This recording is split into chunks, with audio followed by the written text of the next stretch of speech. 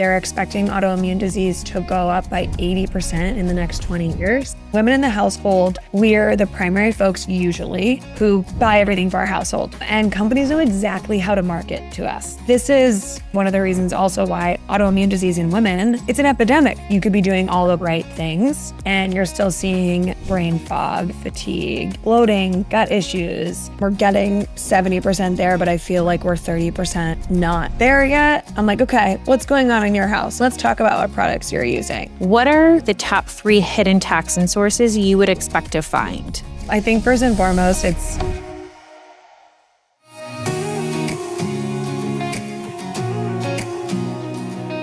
Hello friends, welcome back to Cancer Proof Living. I'm so glad you're here. I'm Michelle, an 8-year non-Hodgkin's lymphoma cancer survivor, a mom, and a certified integrative nutrition health coach.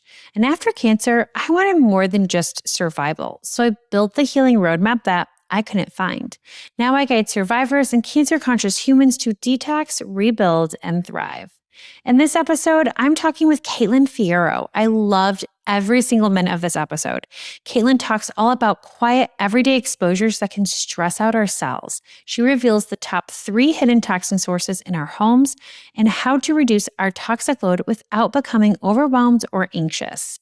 She also talks about the dangers in endocrine disruptors, especially for females. Caitlin Fierro is a functional nutritionist, toxic load expert, and the founder of Non-Toxic Homes, a functional wellness brand helping people heal from the inside out by addressing both internal imbalances and environmental exposures.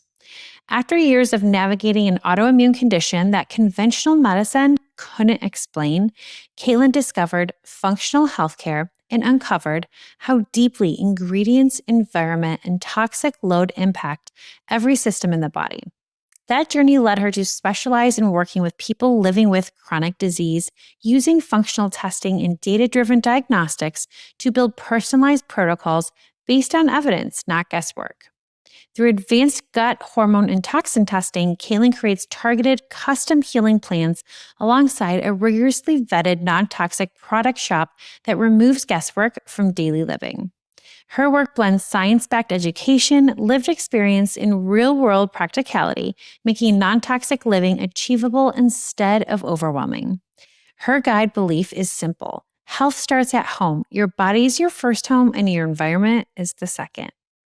So grab a pen and paper because you will definitely need it. We talk about all of the things. Let's get it started. Hi, Caitlin. I'm so excited to talk to you today. We are going to dive into this big, beautiful world of non-toxic living. We're really going to focus this conversation today, you guys, on environmental toxins, cellular repair, and healing. And we have just Caitlin here, who's one of the experts that can really debunk a lot of myths out there and walk us through a less overwhelming view of non-toxic living. So I'm really excited for today's episode. Caitlin, welcome to Cancer Proof Living. Thank you. So let's get started a little bit with you. I'd love to learn more about your past. Was there a specific moment or experience that really pulled you into this world of non-toxic living? Yeah. So in 2012, I was diagnosed with an autoimmune condition. And for 2 years, I was struggling. And I was seeing all of the quote unquote like best doctors in New York City and still getting nowhere.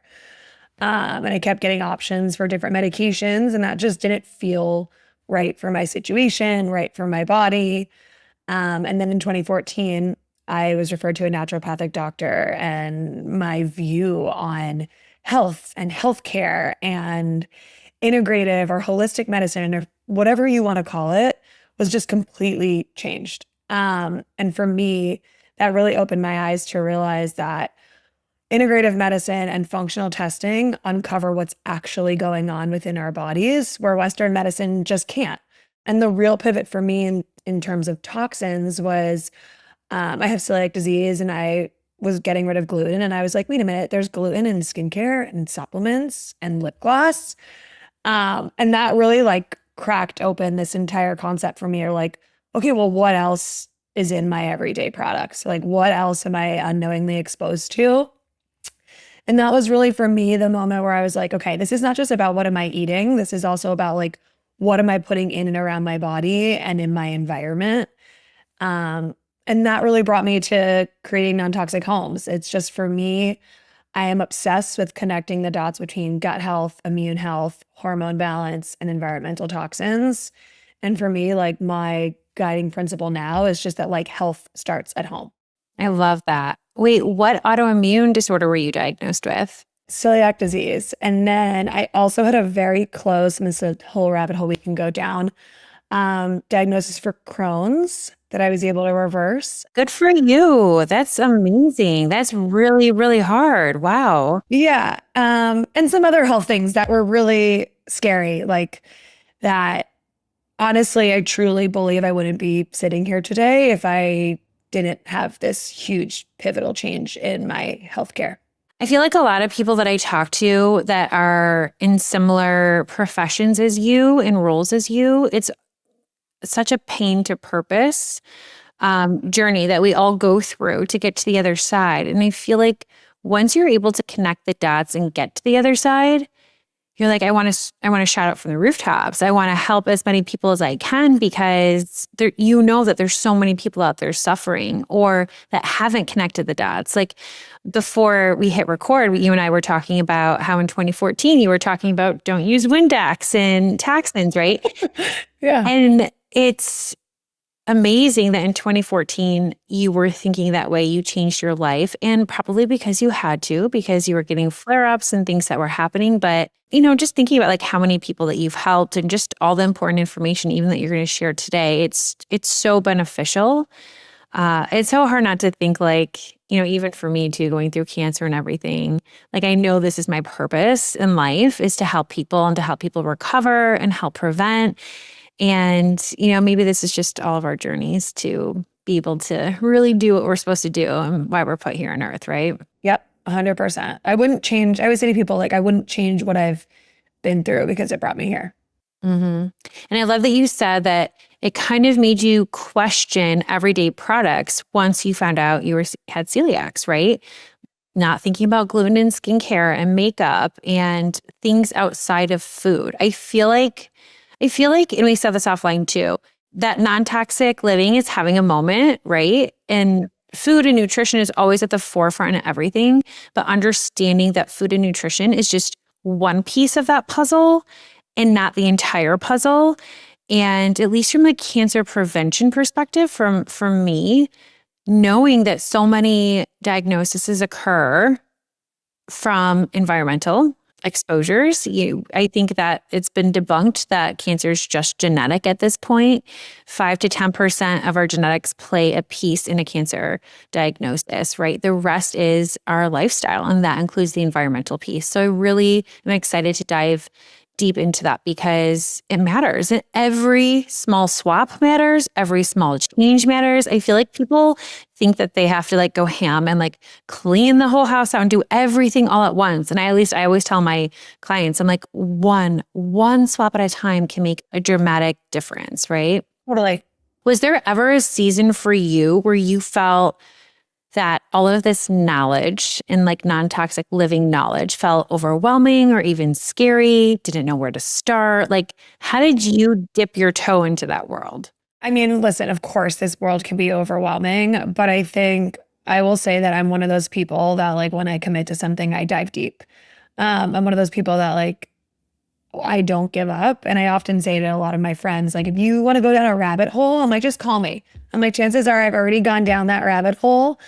But I think, listen, there's a moment in everyone's journey where you want to just like throw everything out, move to a farm, completely start over. I still want to do that.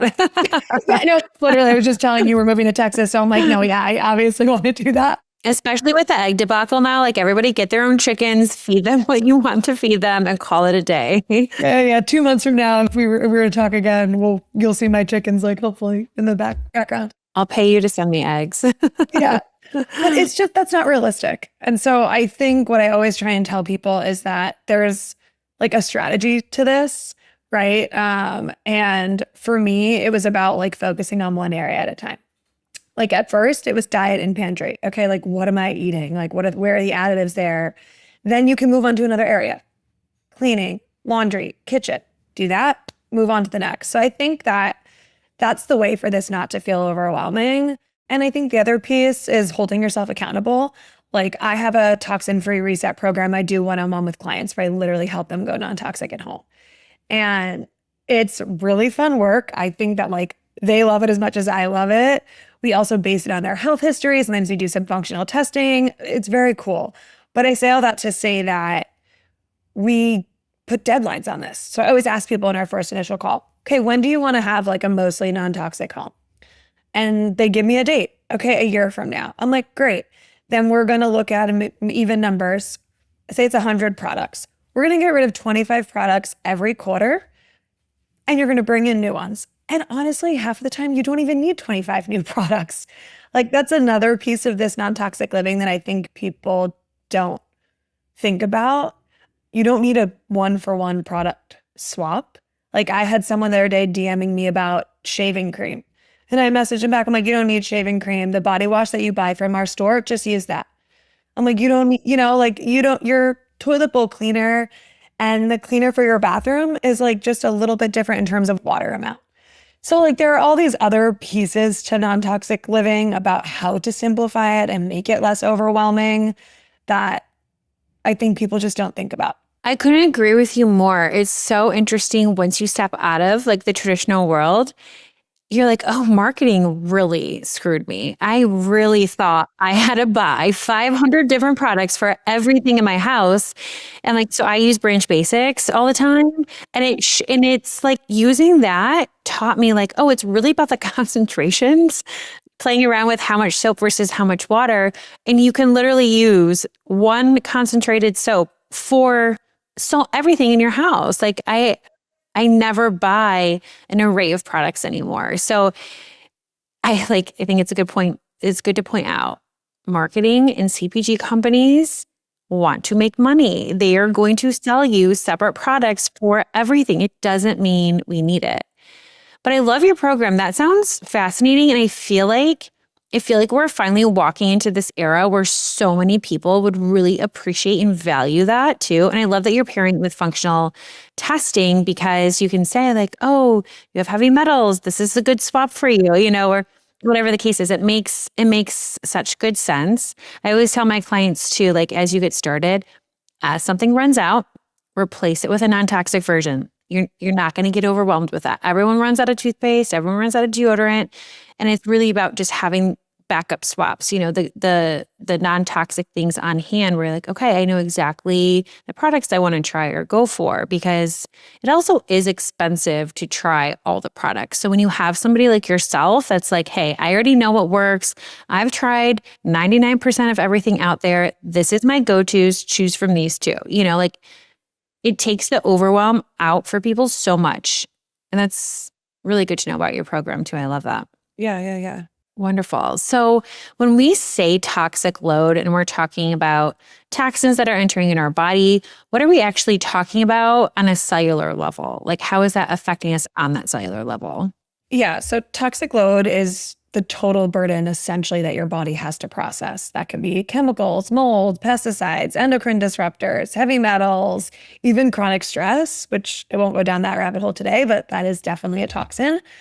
And at the cellular level, it can drive oxidative stress. It can impair your detox pathways.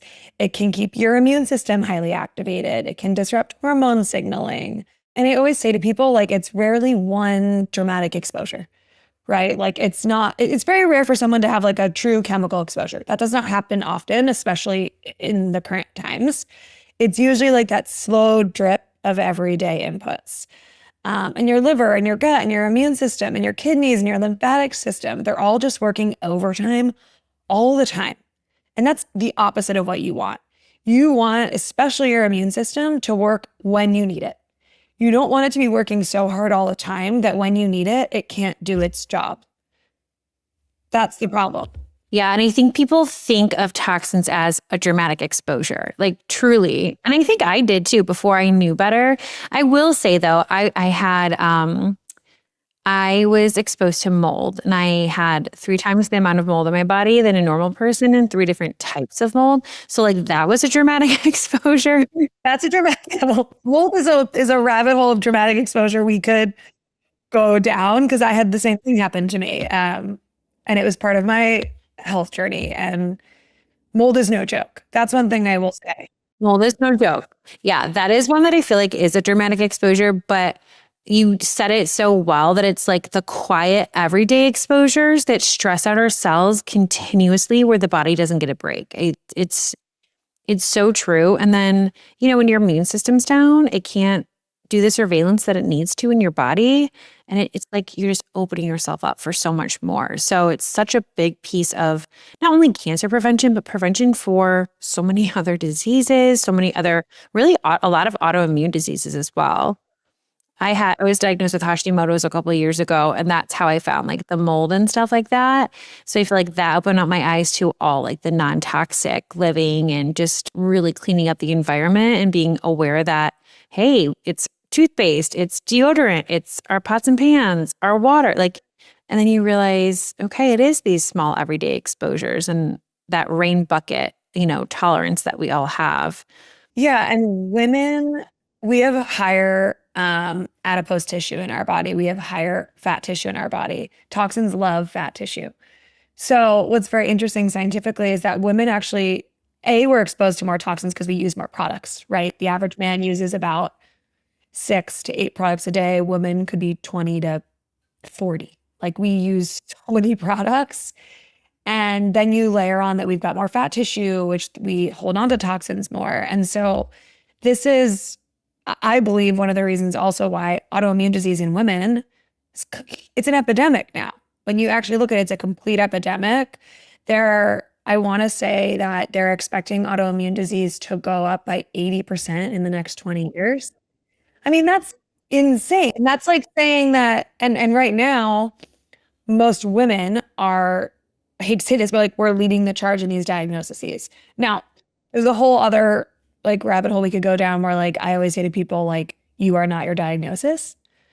And so there's a lot of conversation, I think, around that in the autoimmune space, Hashimoto's, MS, rheumatoid arthritis, right? There's a lot you can actually do from a functional healthcare stance to quiet the noise a little bit there, lower the symptoms, right? Lower flare-ups. But it is really sad because women are really struggling from a health perspective. And we also just go through more hormonal life changes, right? Pregnancy, postpartum, perimenopause, menopause, like our bodies go through so much in our life that these like quiet toxic exposures that cause other illnesses, diseases, it's just a lot.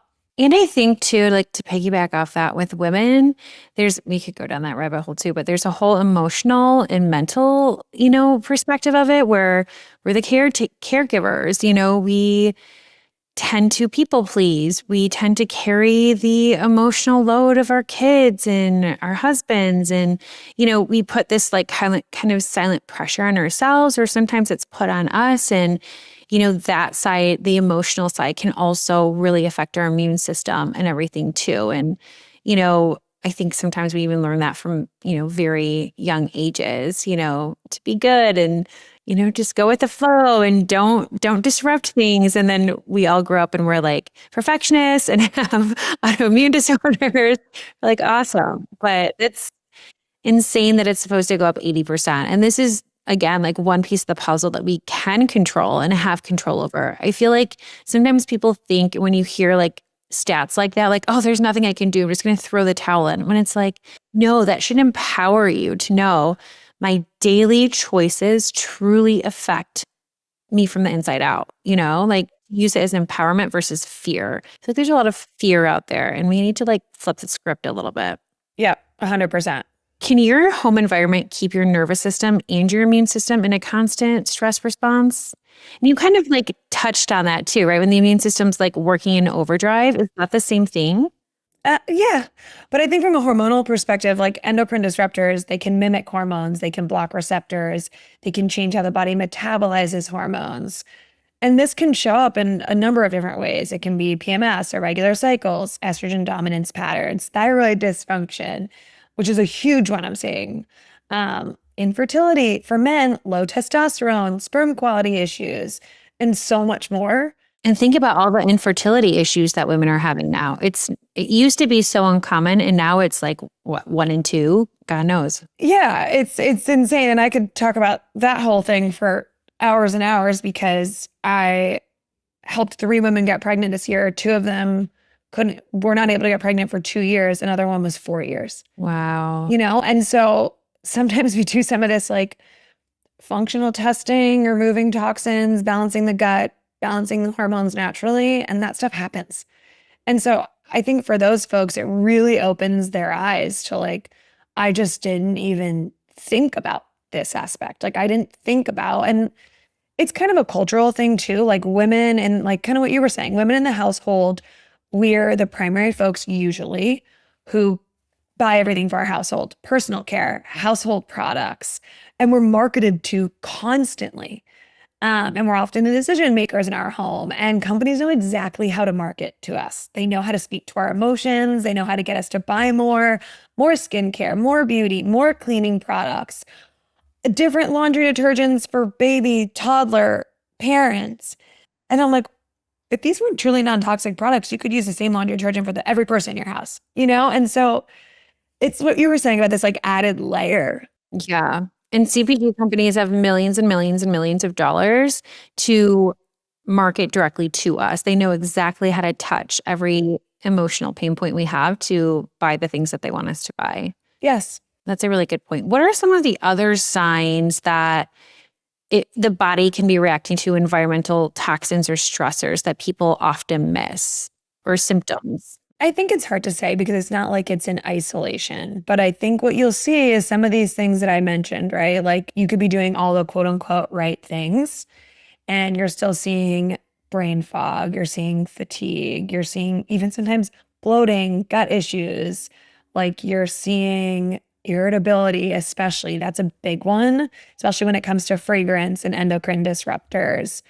And I think for a lot of people, when I'm working with them one on one, if we're doing all the right things, let's say more on like the gut and hormone side, but we're not having that conversation about toxins quite yet, we're doing all the right things and we're getting 70% there, but I feel like we're 30% not there yet, we start having that conversation. Because if they're still seeing those symptoms, I'm like, okay, what's going on in your house? Like, let's have that conversation. Let's talk about what products you're using.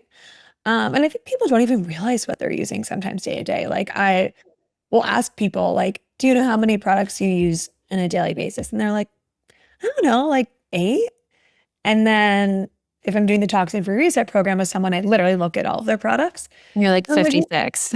no, literally, like it's crazy. Like even men now too. Men are using more products now more than ever because they're being marketed to as well. And men are like, oh, I need this like manly black bottle of moisturizer. And I'm like, this is literally the exact same as your wife's moisturizer. They It's just just put in it black. in a black bottle or a green bottle and said that you needed it. So it's the marketing piece, like you were saying, not to get off tangent, but it's very interesting because it really controls a lot of the purchasing power for folks. Yeah, I know before I got diagnosed with Hashis, I was like, I just had my second daughter. And I thought it was like post-pregnancy stuff that I was experiencing, but I had so much brain fog and bad fatigue. I could not lose a pound if my life depended on it. Irritability, but like a lot of people ask me, like, well, what do you mean brain fog? And I'm like, it's literally like you cannot concentrate on anything. You walk into a room, you have no idea why you're there. You kind of feel like you're floating throughout the day. It's really hard to like get shit done and to rein yourself in. It's a really debilitating. If you've ever experienced brain fog, you know it's very debilitating. And I agree with you. When I started to reverse Hashimoto's, like 99% of my symptoms completely went away when I started to clean up my diet and environment. So do you think that inflammation from toxins from like the environment is different from the food that we eat? I feel like it's different inputs, but the same fire kind of, right? Like diet's a big driver, but toxins can also keep the inflammatory bucket really full, even when the diet is perfect.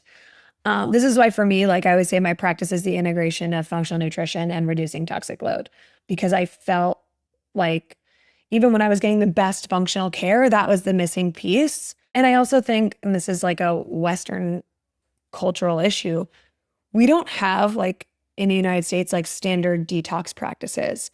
We don't have regular detoxification going on in a daily, weekly perspective, or even on an annual basis. Like when I talk to people, I'm like, are you doing some form of detox at least once a year? And they're like, well, I'm taking a juice cleanse. I'm like, no.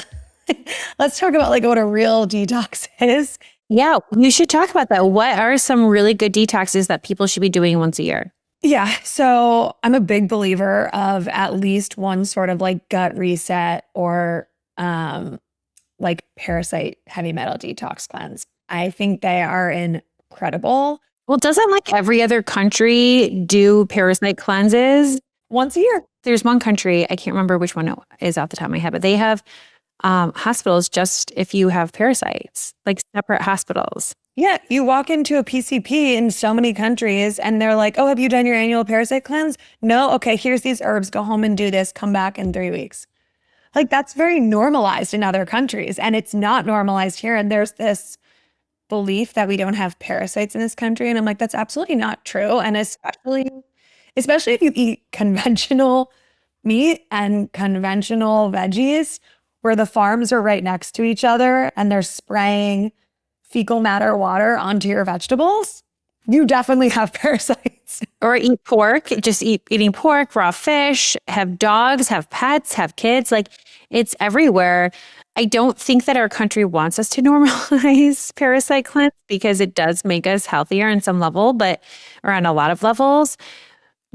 I feel like people have such resistance to parasite cleanses. I did for a while too. Like, I will be honest, I was like, this is kind of like, and I'm a woo-woo gal. I'll do anything woo-woo. I'll do anything crazy. Like, I've done every diet. I've done every cleanse. Like, I will try anything. I love woo-woo too. Yeah. Like, you got an idea. I'm like a walking science experiment for myself.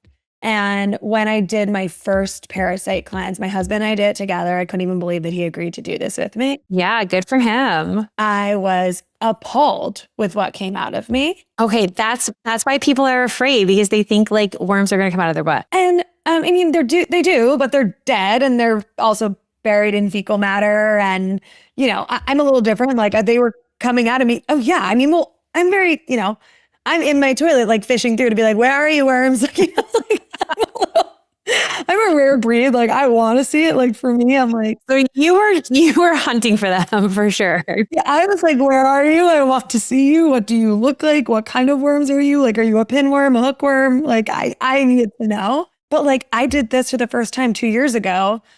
I've been living an extremely healthy life for over a decade and that came out of me.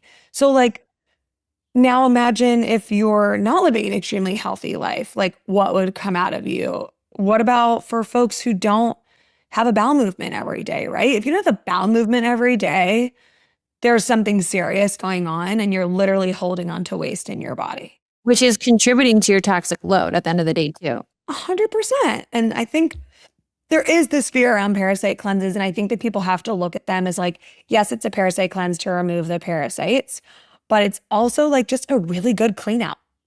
Like and when you do it, you know, your colon's 22 feet long. Like your colon needs an annual clean out, right? Because that's where waste is and toxins and mucus and all these different things, yeast, right? Do you do a parasite cleanse through your practice? Yeah, I do one through my practice. Yeah. And there's a guide also on our website that's like the best resource. It's like so cheap. It's $49. It's a like parasite. Yeah. Oh my gosh. That's a great price. Oh my gosh. So cheap. Yeah. I mean, you still need to buy like supplements and things on top of it to aid with the actual cleanse, but it's like a full 10 to 15 page PDF guide on like how to properly do a parasite cleanse by yourself at home. Okay. So parasite cleanse, what's some other ways that people can do a yearly or bi-yearly detox? Yeah, I think doing gut testing, I wish that every single person at their GP every year got like a proper stool sample. Wouldn't that be nice? And then it would be covered by insurance and that would be even better. Even better. Yeah. I'm about to do one in a couple of weeks. I haven't done one in 2 years. So I'm going to do one in a couple of weeks. Yeah. Okay. I'm excited for you. You'll have to tell me all the things. I'm always when people are like, I ran that. I'm like, what'd you find? Yeah. So I would say like a gut test at least once a year. I love the GI map. That's what I use in my practice. I think it's the most accurate stool test in the market. It looks at everything from bacteria, microbiome imbalances, potential underlying infections. You can even get some good info about like the liver, recirculating estrogen, your pancreas. And the GI map has a lot of very interesting data, your immune system, overall inflammation. Like it's great. So I think that's really good to do once a year. And I also think detoxification on like a daily, weekly basis, right? Like I drink lemon water every day when I wake up. That helps with bile flow. That helps with just helping your liver in detoxification. Like supporting your liver is so important. I have a rebounding trampoline, which when I first bought it, I'm like, this is absurd. Like I'm actually not going to do this. And I do it every day. It actually makes me laugh. It also brings me joy, which is also really good for detoxification, right? Like I put my earbuds in, I jump on it, dance on it for 10 minutes, I'm done, right? That's getting my lymphatic system moving. Sauna's a good one too. The sweat out. Isn't the saunas really good for getting out like heavy metals? Yes, sauna is great. And you have to shower right after though. This is the big thing that people do that like gives me the ick. They sauna and then they like go on with their day. And I'm like, no. It's literally coming out. You have to shower right away to get it off your body. Yeah. That's a good tip. Also, do you have to open your detox pathways before you go in for a sauna? When I'm in the sauna, I'll do like a little lymphatic drainage. Like I'll kind of like massage here. I'll go here, do my thighs a bit. It's good to do it while you're there. You don't have to. I also love to take a binder after I sauna. After? Yeah. Right after I take the biotoxin binder. Okay. Yeah, I've heard that too. Yeah, I feel like too, people think that like detoxing is the big cleanse or juice. Like people just associate juice cleanses with detoxing, which I just personally don't believe in. It's a great way to ruin your blood sugar. Yes. And it's that everyday things, right? Eating good detoxifying foods, the beets, the lemon water that you mentioned. You know what I'm really into right now is the digestive bitters. I've been taking those. Digestive bitters or digestive enzymes are like should be everyone's best friend. I feel like I was just texting with one of my clients this morning and she texted me and was like, this like critical digestion is a digestive enzyme. She's like, this is changing my life. I'm like, I know. Like, and you don't need them all the time. Because it helps with stomach acid, right? It helps restore. That, yes. But that is, I love to use hydrozyme, which is a hydrochloric acid, which to help restore stomach acid. It actually is one of my favorite supplements because I do something called an HCl challenge, which is like I have my clients like titrate up with hydrochloric acid and then titrate down. And it retrains your body to make stomach acid. So it's not even like a permanent supplement. It's something that like you need for a period of time. You'll know when you're having like a little bit of a reaction to it, which is just like, you get a little bit of like warming, maybe like a little bit of like indigestion a bit. And then that'll happen. Let's say someone had like 4 pills. And I'm like, okay, go down to 3, stay at 3 at each meal until you feel that again. Go down to 2, go down to 1. Okay, you don't need it anymore. And your body now has enough stomach acid. And that's a whole other thing we could talk about, like stomach acid, and modern life has now ruined everyone's stomach acid. Yeah. I know. I felt like there was like a shift in my gut a few months ago. So I'm like, okay. And I'm just always use myself as a guinea pig. And so I started like doing a few things and I feel so much better. And like I like obsessed with digestive bitters right now. So good. Yeah. Okay. So do you think that a healthy lifestyle can offset a toxic load if you have a toxic load in your environment?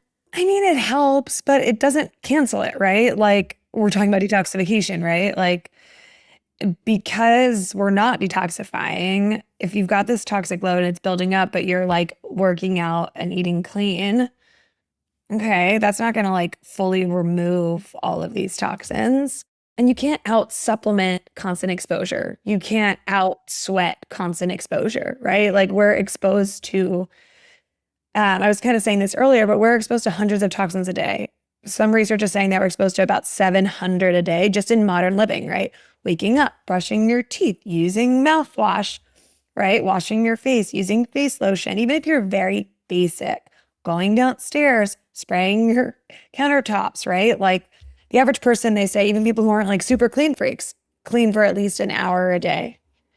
And so when you think about that, just like constant exposure, the short answer is like you can't ignore it, and your healthy lifestyle isn't going to like completely offset it if it's just constant for your whole life. It's kind of like that phrase, you can't out exercise a bad diet, right? Like it helps, but it's not going to completely take it away.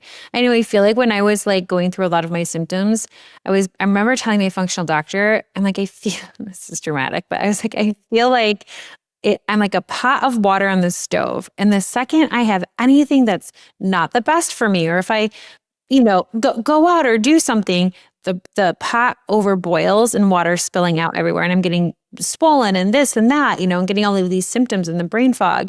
And it was because my boiling pot of water was so full because of my environment and like, gluten and dairy and the things that were really irritating me and the mold that was in my body that it just like was too much. And then you just overspill. And I think that's also why some people who are like, I used to eat this all the time and I never had a reaction. And now I'm eating it and I do. Or I used to do this all the time and it was no big deal. Like, well, because that cumulative load that we have has just gotten so ramped up. It's so overloaded that now we're having symptoms. So knowing that I can only imagine in 2026 how many chemicals we're exposed to. When you say 700, it's shocking, but I'm also not surprised at all. But it is concerning. Okay, so if you walked into an average home or as you start working with a client that's hired you to help detoxify their life, so to speak, what are kind of like the top 3 hidden toxin sources you would expect to find? I think first and foremost, I don't know if this is like, it's laundry. For me, like laundry is just, conventional laundry gives me the huge ick. Like it is, because it's everywhere in your house. You think, and you wear it 24/7, right? It's on your clothes, it's on your undergarments, it's in your towels, your bedding. Like you are just constantly exposed to it. And I think people just don't think about that. Air quality, like air quality is so poor nowadays. Air quality inside can be 8 to 10 times more toxic than outdoor air quality. And people just aren't doing anything about it. And I think personal care products, they're just getting worse and worse. The quality is getting worse and worse over time. And if I had to give you a bonus one, yeah, bad. But if I had to give you a bonus one, I will say water, right? Like even my water, I live in New Jersey and there's this like weird thing about like, oh, New Jersey and New York has the best water. They have the best bagels. And I'm like, whoever made up this phrase, like it's just absurd because you can go on the EWG. They have a great resource. I love it for anyone who's listening to this. Like go to the EWG.com, look at their water, their tap water, put in your zip code. It'll tell you what's in your water, right? My water where I live, arsenic, chloroform, nitrates, chloroform in your water. Like the stuff that you put on the thing that puts you to sleep? Yes, in your water. Yeah, there's prescription drugs in our water now. Like there's just so much in our water. Birth control. They're saying birth control is in our water too. Birth control is in our water. Prescription drugs are in. Yes. Yes. So like, I think people just don't think about it. We use water for everything, right? Like you make a cup of coffee, a cup of tea. My biggest thing is like showering, brushing your teeth. When people make pasta and they're using tap water, I'm like, oh my gosh, I can't watch it because I'm like, it's just like cooking into your already probably low quality noodle. Like it's just your shitty noodles have shitty water. Yeah, exactly. Literally, like one of the least nutrient dense foods of all time. Now you're just filling it with chloroform and arsenic. It probably already has arsenic actually, but like more, Okay, so what's your go-to laundry detergent? Oh gosh. Okay, so I have tried every laundry detergent non-toxic one that is truly non-toxic from my standards on the market. We carry 2 in our store. Root and Splendor. It's a liquid detergent. Incredible. The mom who came up with it, she's got 4 boys. They're like outdoor boys, and her whole concept was she wanted to create a non-toxic detergent that worked to get stains out of dirty boys' clothes. Yes, because sometimes the non-toxic, I have kids. My kids come back stained every day, and it's so like it's a part-time job to get stains up. And then I'm just like, screw it, throw the damn pants away. It's not worth it because I'm sweating trying to get something out. Yes, but their detergent and their stain remover, we carry both incredible. And then I just started carrying a new brand called Washed Up Powder Laundry Detergents. For years, I'd only carried Root and Splendor, and people were like, we want powder, we want powder. I came across this new brand based out of Texas. Incredible. Like the powder detergent just works. I washed a bunch of our white sneakers in it the other day, and I was like, oh my God, look how clean these sneakers came without me having to like, do the mom thing and like scrub and do all that. I'm like, I'm just gonna throw them in and see what happens. Clean. Okay. Do you have a whole home water filtration system? We don't because I live in a very old house, so we actually can't fit one in our basement. But we're moving, and so that's like number one on my list. Right now, we've got shower filters, bath filter, under the sink, kitchen. Yeah, like we've got where a filter could be. We have them. Yeah, I know. That's how like we started to go. We built a brand new home.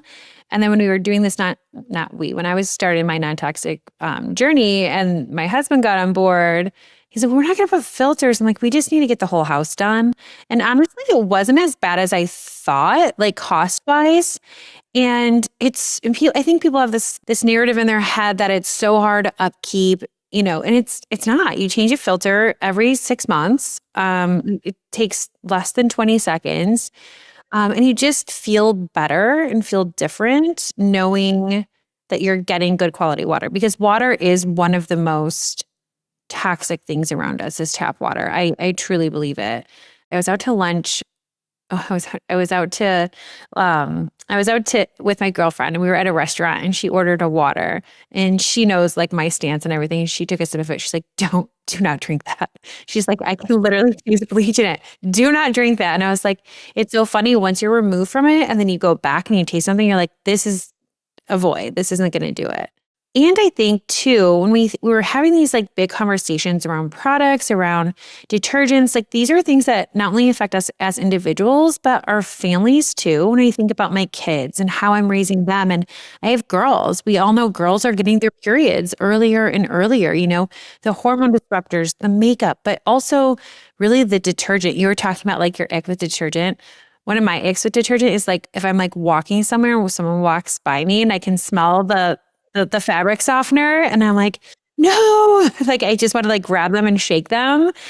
But, people grow up in a certain way and they're not exposed to this type of information. So we might sound woo, but I promise you guys, like hormone disruptors are a thing. It is contributing to our health. It is making a difference. Just one swap of putting a water filter on your kitchen sink, one swap of a different laundry detergent can change a lot in your body. Yes, 100%. What room in the home is usually the most toxic, do you think? What room in the home is the most toxic? Oh gosh, I think the kitchen. Yeah, I think so too.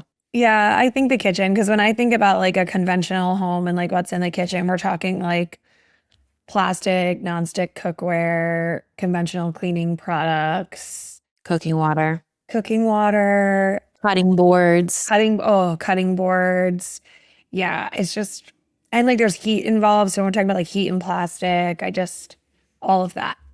And even like the cooking fumes, we don't think about too. Like whenever I cook, I always crack my window open because I'm like, I have a gas stove. I know it emits things, just get it out. Yeah. Oh, I always forget about the gas stoves because we don't have one anymore. But yes, gas stoves, awful. They banned them in New York City. Oh my God, really? Shit. Yes, they banned like I think it was last year, or the year before, they banned them in New York City in every apartment. And they're starting. I don't know the exact regulation on like how they're going to get all these out because I remember this coming out and being like, do they think every New York City landlord's going to like get rid of all these like homes? And, like that's so I don't know exactly what's happened since then, but yeah, Oh my gosh. Illinois is so behind. gas fireplaces too. People are getting them now because they're pretty and they're easy.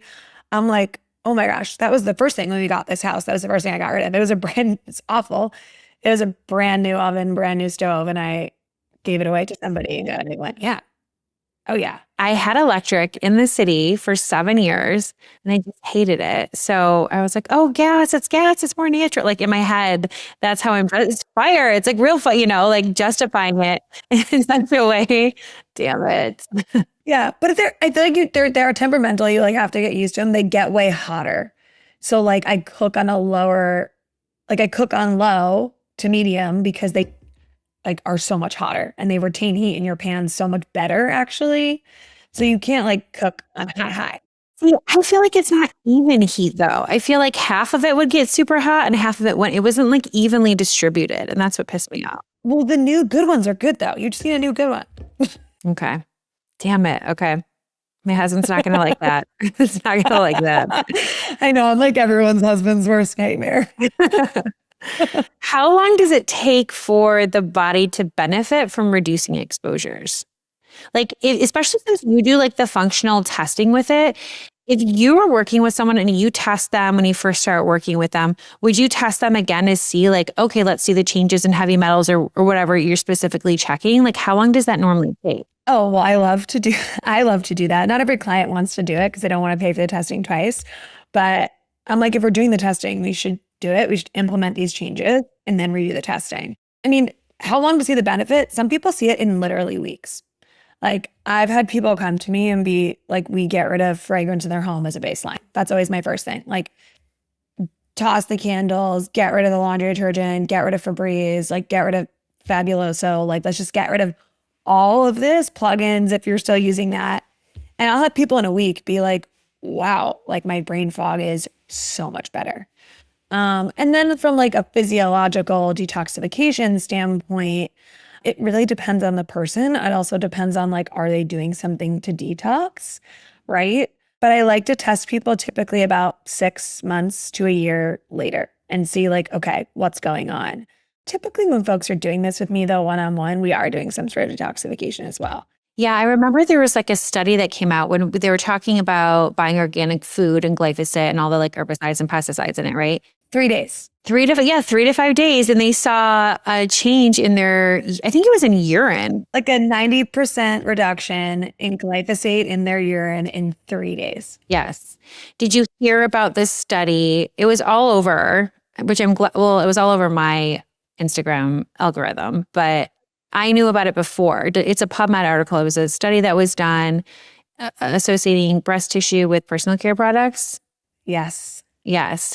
So for anybody listening that doesn't know, there was a study done, I think it was in 2024, where they took a controlled group of women and they said, stop using conventional personal care products. So like deodorant, toothpaste, Dove, Dove soap. I don't want to say Dove specifically, but like conventional products like that, shampoo, conditioner. And they said, use these non-toxic versions. And they were testing, obviously, before they were doing a 28-day window. So they tested blood and all the normal stuff, but they also took a breast tissue sample. So did they do the thermography? I think I saw this. Well, I think it was actually a breast tissue sample that they took from each woman. And then at the end of the 28 days, they didn't really anticipate I should say the studies say that they kind of knew what they would see in the blood markers, like inflammation going down and things like that, right? But they didn't anticipate to see that breast tissue that had abnormal cells or precancerous cells reverted back to normal cells by the end of 28 days. So 28 days. So that's why I tell like my clients all the time, swap your body wash, or your shampoo and conditioner. Like, even if it's not the best non-toxic choice, if you're buying one that doesn't have fragrance, if you're buying one that's at least phthalate free and paraben free, and you think you're making the best choice, even that is better than going and using the Pantenes and Doves of the world, right?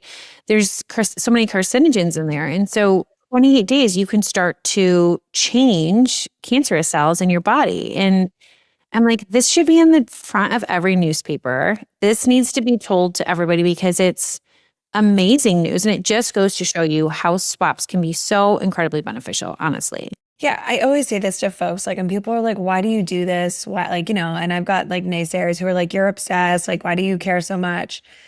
And I'm like, for me, I want the absolute best for myself and for my family. This lifestyle brings me peace, actually.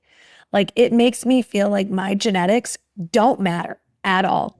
That my epigenetics and the lifestyle that I live matter way more.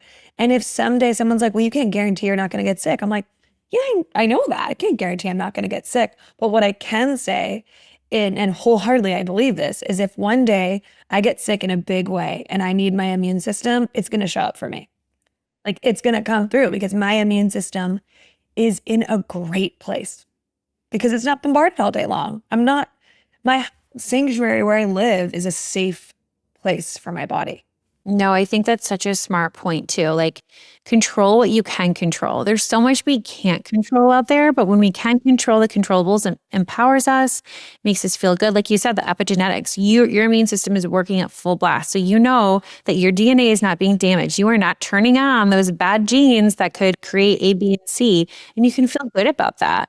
And I'm sure you're being a really wonderful role model to your family as well, and like raising your son, in a different environment. We're also, as moms, I mean, that's a totally different rabbit hole. How much we have to fight against school, food, snacks, birthday parties, and not go crazy over it, and really realize, honestly, at the end of the day, the the biggest population that's being overburdened is kids. 100%. Yeah, it's very scary. And I go to my son is 3 years old. We're at a kid's birthday party every weekend, like you're in that phase.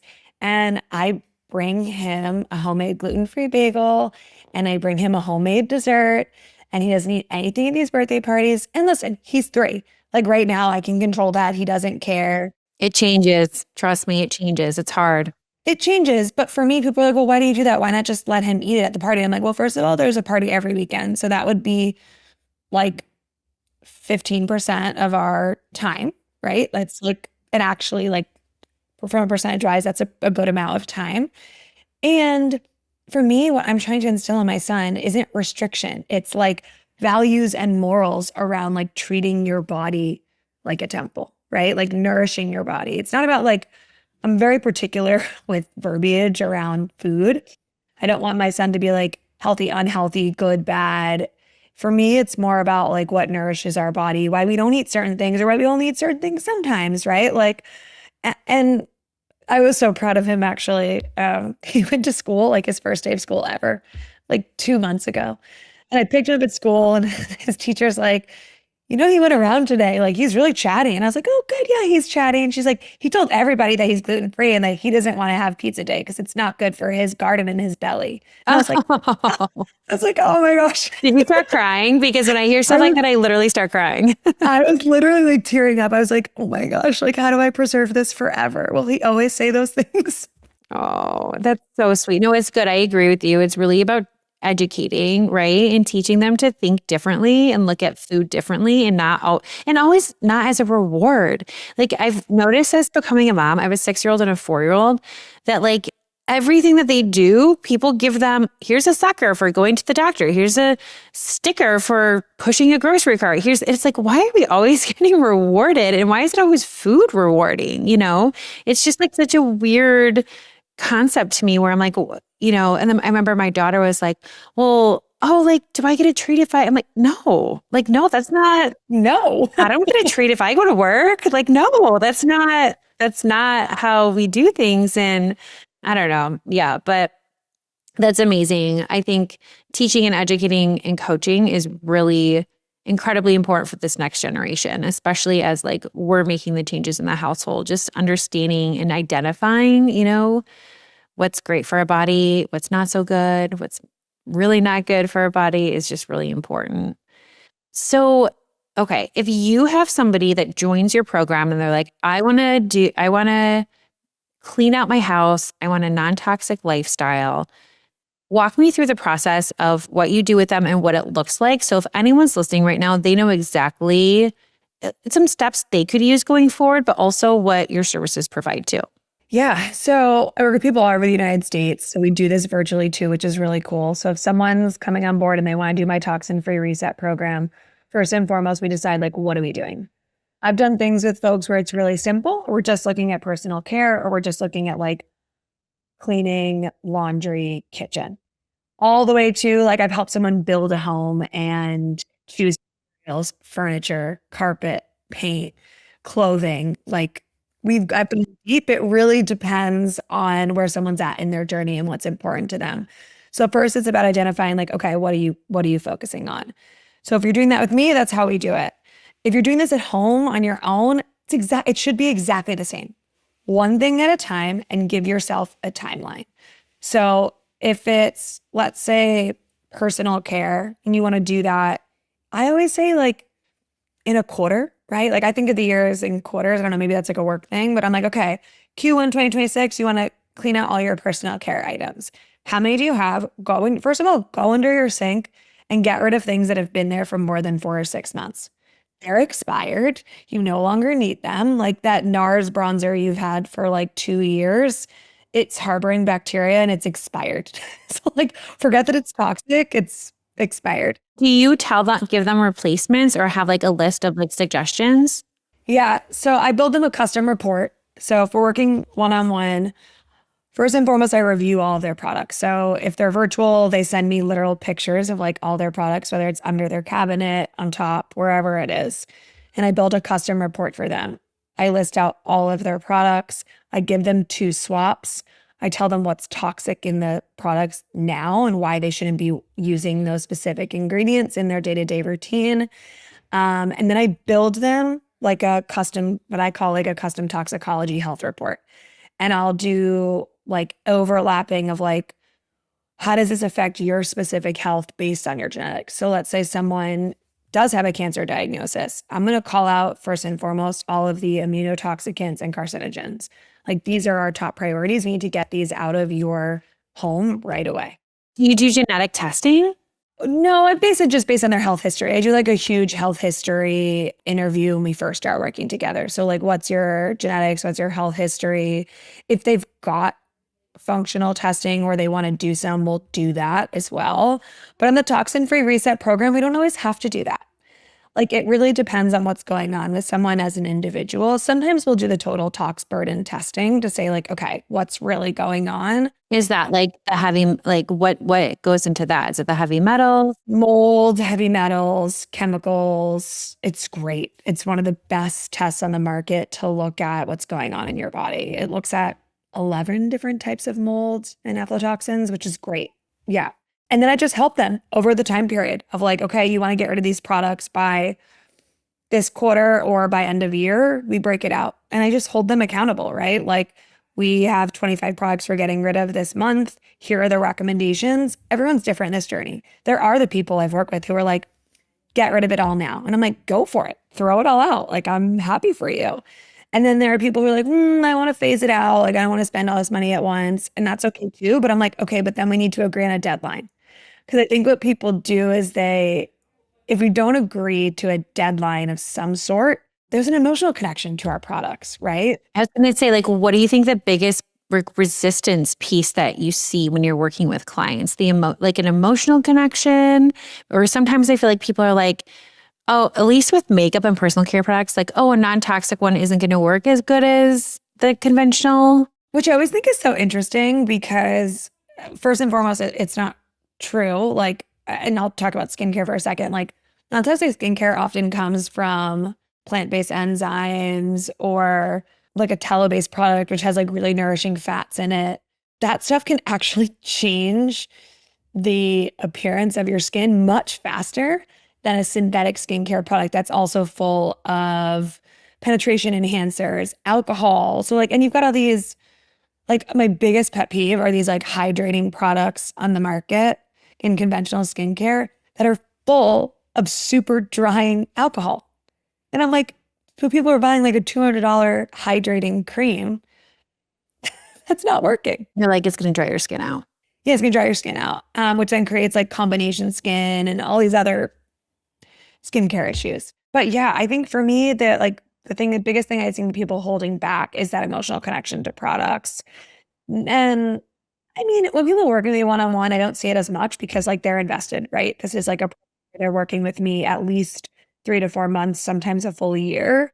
And so they're invested, right? And then this is also like a conversation. It's a negotiation, even with me. Sometimes I'm like, okay, I reviewed 150 of your products.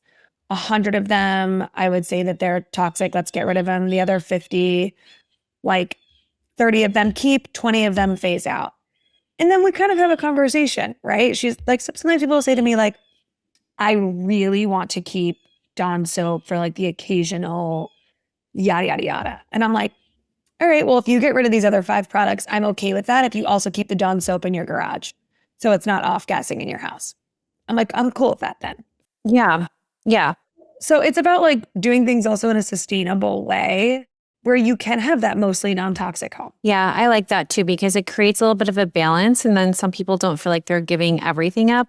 But then I also feel like eventually you just crowd out. You crowd out the bad stuff. And like once you start really seeing the benefits of and feeling better, then you just want more of it, you know? That's also what happens too, right? Like I've had people work with me, 3 years ago when I first launched this toxin-free reset program. I had people work with me on like an isolated part of their home. And they've come back 2 more times since then to be like, all right, we got to do the rest. People start getting like, they're like, okay, now I'm thinking about my mattress. I'm thinking about my furniture. I'm thinking about my clothing. Like, people are saying more about like plastic activewear, right? Like, Oh my gosh, yes. yes, which is a hard one. It's a really hard one to get rid of because when you've bought all of this activewear that's super expensive, So expensive. so it's like, and then that's a whole other journey of like which activewear that's non-toxic actually stays on, holds up, is like, so this is all just like a journey. And I love to be part of people's journey in the beginning. I love to be part of it when they're more confident in this journey and they're like, okay, now I'm taking it to the next step. I frequently get like texts from my clients being like, I've got my clearly filtered water bottle at a restaurant. And I'm like, I'm so proud of you. That's such a good feeling too. Yeah, it is. So that's great. You do every aspect of the home and living then for low toxin living. Yeah. Yeah. It's great. It's so fun. I work with people in person, which has been like hilarious. I get to like literally see people's like under people's cabinets. Oh my God. I can only imagine. Yeah. I always like before we start, I give like an overview of like, here's what I'm going to do. Here's what I'm not going to do. Like I'm not a professional organizer. I'm also like, That's true. That's true too. But it's really fun. And I think people really do want to do this at home and they just don't know how to do it. And that's the whole point of working with me one-on-one is they're like, I'm overwhelmed. I don't know how to do it. One influencer says this is toxic. One says it's not toxic. Like, what do I do? And I'm like, I got you. Let's quiet the noise.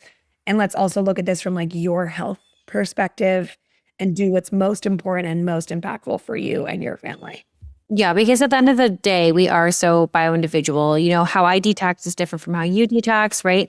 So sometimes people can handle more things than others. People have different sensitivities, different genetics, so it is important to look at it from like a individual perspective. I think we forget that sometimes too, because there's so much information constantly flying at us where it's like, well, wait, even for diets and stuff too, it's like, does that feel good for me? Like, does that fit me? Or is that just what people or the marketing or the news or whatever is being fed to me? Like really always trusting your gut or in intuition and going back to instincts, right? I think it's really important and we're so busy. It's hard to slow down and think that way, but I think it's so important when it comes to health. Yeah, there's a lot of fear-based marketing in the wellness industry. That's what I'll say. And I think that, not everything is toxic, right? That's important for people to know. And, I see a lot of this on the internet. And, there's one influencer, I won't name names, but she talks all about lead and like lead this, lead that, lead this, lead that. And lead is naturally occurring in soil. And there's a big difference between like lead that comes from soil and lead that comes from a pan in your kitchen.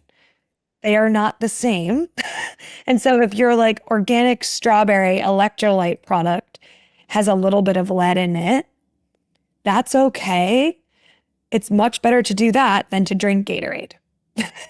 Right? Pick and choose your battles, right? Really pick and choose your battles. Also, if you've got proper vitamin C and magnesium in your diet, your body will properly detox natural lead. Such a good point. It's such a good point. Yes.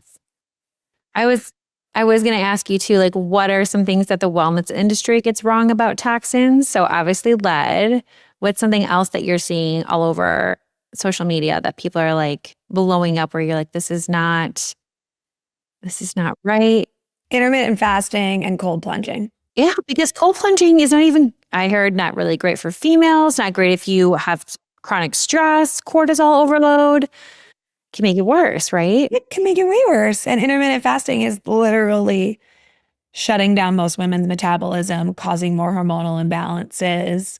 especially after a certain age. Yeah. Yeah. It's so those two, it's one of the biggest things that drives me just bonkers. I don't want to go down this rabbit hole, but estrogen HRT for every person who has night sweats, completely inaccurate and not appropriate. There are a lot of the symptoms that are estrogen dominance and low estrogen are like almost identical. I know I just learned that recently too, which I didn't know before. I was really surprised by where I was like, oh, I really assumed high or estrogen dominance always versus lower progesterone or yeah, estrogen being lower. Yeah. Yeah. So, I mean, even that like has been a really big part of my work this year. I do some hormone testing with some clients and I've been working with folks in the perimenopause and menopause space. And it's just wild what folks are just being given at any doctor without real proper testing. It's made, I've seen in my practice of people getting sicker and worse from HRT, which is scary. And there's not to say there's not a time and a place. There is a time and a place for sure. Sure. For everything. There's a time and place for everything. I don't think anyone's saying like, don't do that. It's just really about figuring out yourself, your body, where you're at, meeting people where they're at, right? And understanding how to help. And it's really hard too, because I feel like people sometimes think that they're making the best decisions or going to the right doctors. And sometimes it's just not, or it's not landing well. And the right tests aren't being done. So it can be very frustrating. You feel like you are doing all the right things, but you're not in the right hands or just got like faulty advice. You know what I mean? Yeah. Yeah. No, it's no one's fault. Like the system is not set up for us to succeed from a health perspective, in my point. No, 1,000%. 1,000%. How has your definition of health evolved throughout this whole journey and all of the work that you're doing? Oh, yeah. I used to think that health was just like clean eating and going to the gym. It's so not it. It's clean eating, it's exercising, but listening to your body. It's, balance, like being mindful of your central nervous system. It's taking space and time when you need it. It's understanding how to recharge your battery. It's reducing toxic load. It's doing things that bring you joy. Like, your health is so much more than, the 90s version of like, eat healthy and go to the gym. Calories in, calories out, low fat, everything. Yeah, like I can't with that, and I was wrapped up in that world many, many years ago. And I'm like, wow, I can't believe I was doing that to my brain. Like I think about all that now. Yeah, I love that. I love that you pulled in the emotional piece of it as well, creating joy in your life, knowing when to recharge. Those are so important, especially for women, creating boundaries, all of that. It's just really, really important. I always used to think too of like restriction, like healthy meant restriction. Like I feel like in my precancerous self, that was the connotation between the two. And I feel like now it's just the opposite. Like when you're healthy, it's not, outside people that don't understand might think, oh, you're restricting. Oh, like I have friends, oh, I feel so bad you can't eat this burrata or the gluten, the bagel, and I'm like, don't feel bad. Like I'm good. If I want to, I can, but like, this is how I'm respecting my body. Like, this is how I feel good. It might look like restriction to you, but to me, it's honoring myself in such a different way and supporting my health. It makes me feel more free. You know what I mean? Yeah, I do. I shared something on Instagram this morning. I don't know how we've gotten so far in life where we judge people who make healthy choices, but we don't judge people who eat processed foods, drink alcohol 7 days a week, never move their body, are chronically stressed, don't spend time with their family. I don't know. I don't know when we started like glorifying that behavior, but it's not what life is about. We've lost the plot. I totally agree. And like, I'm so glad you said that too. I actually feel like when you start your health journey, if you're on a health journey, it can be very isolating because at first people might be like, that's so great. Good for you. You're making these changes. But then after a while, it's like, well, why aren't you drinking? And oh, just have the piece of bread. Like, who cares? It doesn't matter.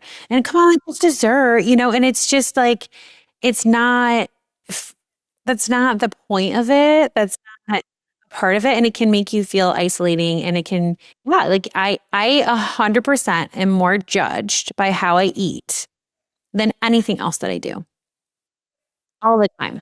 All the time by friends, by non-friends. And I find myself too, like, oh gosh, like I know when it's coming.